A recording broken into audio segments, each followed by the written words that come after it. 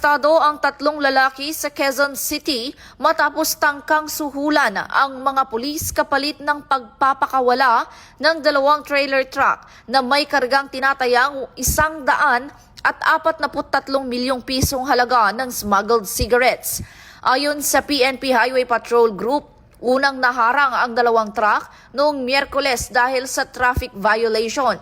Sa masusing inspeksyon, natuklasan na unregistered ang mga sasakyan at naglalaman ng humigit kumulang 2,000 kahon ng dokumento at umano'y smuggled na sigarilyo. Sinabi ni HPG Director Police Brigadier General Hansel Marantan na galing ang mga kargamento sa Buwan, Batangas at patungo sana sa Valenzuela area.